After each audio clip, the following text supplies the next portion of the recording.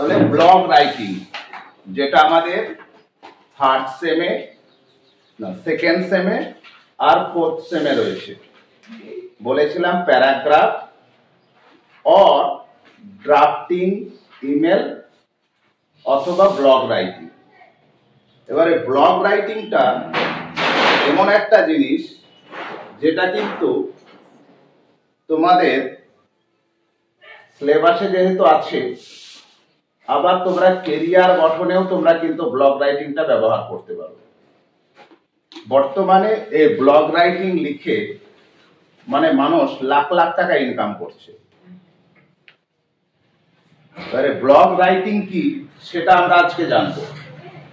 Blog writing হচ্ছে যে কোনো একটা প্যারাগ্রাফ বলতে পারো, এসে বলতে পারো, সেটা ওয়েবসাইটে আপলোড করা। তার মানে তোমরা বলতে চাইছো যে এটা ফেসবুক বা ইনস্টাগ্রামে হবে? নো, এটা তোমাকে এলে তাড়াতাড়ি আসবে, না হলে আসবে না, 7টার পরে ফালতু। তাহলে ব্লগ রাইটিং তাহলে কি জানলাম? ওয়েবসাইটে আপলোড করা যে কোনো একটা টপিক। তুমি হতে পারে ইয়োর ফেভারিট ফেস্টিভ্যাল, হতে পারে দুর্গা পূজা, কিন্তু তোমার ওপিনিয়ন দিয়ে তুমি সেটা ওয়েবসাইটে আপলোড করে দেবে, ফেসবুক বা ইনস্টাগ্রামে নয়। আমরা যেমন ক্রোমে, গুগল ক্রোমে দেখবে সব সার্চ করি না, দেখো রবীন্দ্রনাথ টেগোর সম্পর্কে, যে যখন তুমি রবীন্দ্রনাথ টেগোর সম্পর্কে তুমি সার্চ করবে, তখন ডেস্কটপ মোডে সার্চ করবে, তখন দেখবে এইরকম একটা ফরম্যাট চলে আসবে। আর এইরকম ফরম্যাটটাই সব ব্লগ রাইটিং এ লিখে দেবে। যদি এরকম ফরম্যাটটাই করতে পারো, তোমার 2 মার্কস আউট অফ 5 এর মধ্যে পেয়ে যাবে। এবার কি দেখো, এইটাকে বলে হেডার, আমরা জানি নিশ্চয়। আর এই নিচেরটাকে বলে ফুটার, আর এটাকে বলে সাইড প্যানেল। Side panel. তাহলে তোমরা পুরো এটা কপি করে নেবে এক্সামে। হ্যাঁ, সবটা করে দিলে ভালো হবে। তোমার ব্যাপারটা হচ্ছে 5 মার্কস আছে, তো মানে ব্লগ রাইটিং কি সেটা দেখলেই স্যারেরা প্লিজড হয়ে যাবে, না ছেলেটা ব্লগ রাইটিং জানে। যেমন পার্সোনাল লেটার একরকমের স্ট্রাকচার হয়, ব্লগ রাইটিং এর এটা হচ্ছে স্ট্রাকচার। এবার কি কি আছে দেখো, এখানে টাইটেল দেখবে, তোমরা যদি কোনোদিন খুলে থাকো মানে কম্পিউটারে, দেখবে এরকম ভাবে একটা ফরম্যাট চলে আসে। এই টাইটেলটা কি হবে? এখানে যে টাইটেলটা হবে, এখানে কোনো একটা তো দেবে কোশ্চেনে, সেইটা কিন্তু আমি এখানে লিখে দেব। টাইটেল লেখা থাকবে না তখন, কিন্তু দেখা গেল এখানে লিখে দিলাম আমি এআই বা আর্টিফিশিয়াল ইন্টেলিজেন্স, এখানে আমার লিখে দিতে হবে এআই।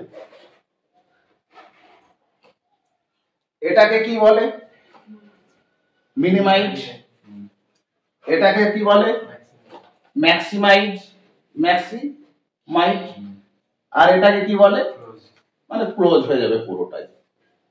কম্পিউটার যেহেতু তোমাদের প্রত্যেকের নলেজ আছে, তোমরা জানো।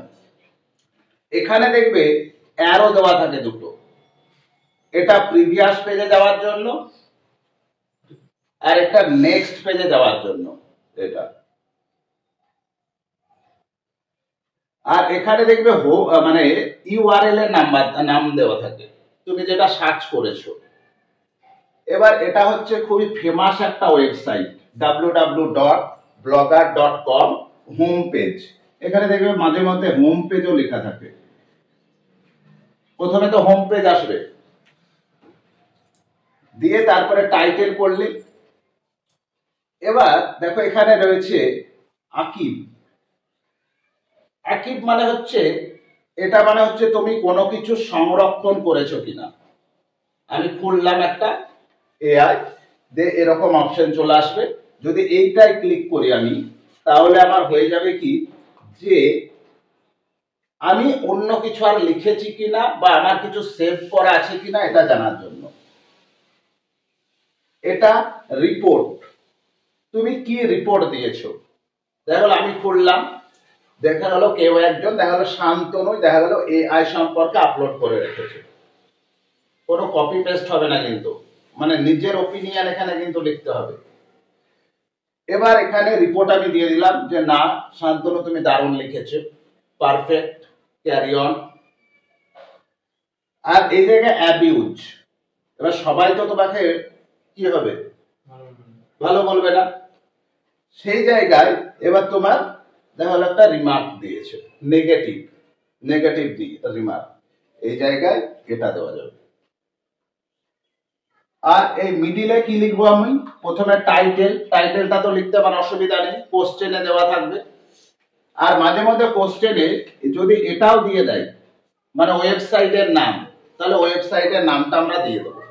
আর যদি ওয়েবসাইটের নাম না দেয় কোশ্চেনে, তাহলে আমি www.blogger.com, মানে তোমাদের দেখবা বইয়েও এরকম দেওয়া আছে, এটাও এখানে দিলাম, ফেমাস কিন্তু এটা।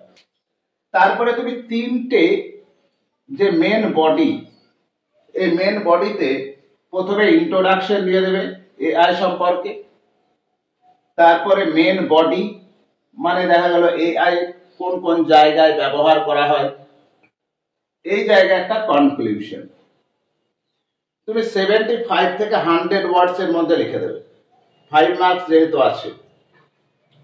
তারপরে দেখবে এরকম সি দিয়ে এরকম ঘেরা থাকে, তার মানে সি কে ঠান্ডা লাগছে বলে এটাকে কপিরাইট বলে। তারপরে দেখবে এটাও লেখা থাকে অল রাইটস আর রিজার্ভ টু ব্লগার অনলি। তারপরে দেখবে এটাও দেখতে পাবে প্রাইভেসি পলিসি, মানে এখান থেকে কেউ কপিরাইট করতে পারবে না, মানে এটাই হচ্ছে ব্লগ রাইটিং। তাহলে বুঝতে পারলে। এবার এই জায়গায় আমাকে যদি এআই দেয়, তাহলে কোন টেন্সে হবে, প্রেজেন্টে হবে। যদি এবার দুর্গা পূজা দেয়, তাহলে প্রেজেন্টে হবে। এবার দেখা গেল বললো ইওর এক্সপেরিয়েন্স, যখনই তোমার এক্সপেরিয়েন্স বলে দেবে একটা দুর্গা পূজা বা 2025 সালে দুর্গা পূজা তোমার এক্সপেরিয়েন্স ব্যাখ্যা করো, তখন এটা পাস্টে লিখলে। কিন্তু বেশিরভাগ তোমার কি হয় বলো তো, প্রেজেন্টে ব্যবহার করা, your favourite festival, your favourite food, cycling, recycling, এইগুলো। তাহলে কারো কোনো জায়গায় ডাউট আছে, তাহলে 2 বা 3 তোমরা পেয়ে যাচ্ছ। এখানে কিন্তু কয়েকটা লাইন তুমি কিন্তু বানিয়ে লিখে দেবে।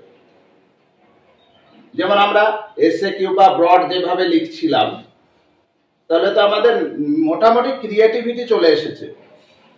তাহলে আমরা ব্লগ রাইটিং, কারো কোনো জায়গায় অসুবিধা আছে, বুঝতে পেরেছো?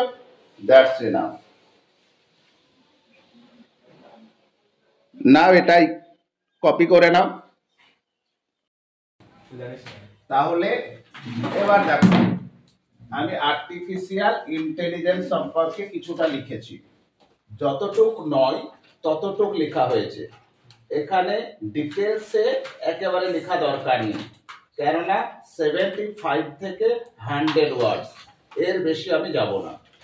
এবার দেখো কি লিখেছি, artificial intelligence or AI. Artificial intelligence অথবা AI is the ability of machine to think and learn like humans. আমরা প্রত্যেকেই জানি। তাহলে artificial intelligence is the ability of machine or think and learn like humans. তাহলে মানুষের মতো এমন একটা মেশিন, আর্টিফিশিয়াল ইন্টেলিজেন্সটা মানুষের মতো শিখতে আর ভাবতে পারে। ইট হেল্পস আস, এটা আমাদেরকে সাহায্য করে ইন মেনি ওয়েজ, অনেক দিক দিয়ে। যেমন from using voice assistant and chatbots to self driving cars and smart homes. এরকম না, সেলফ ড্রাইভিং কার, নিজে এআই গাড়ি চালাচ্ছে, দেখেছো?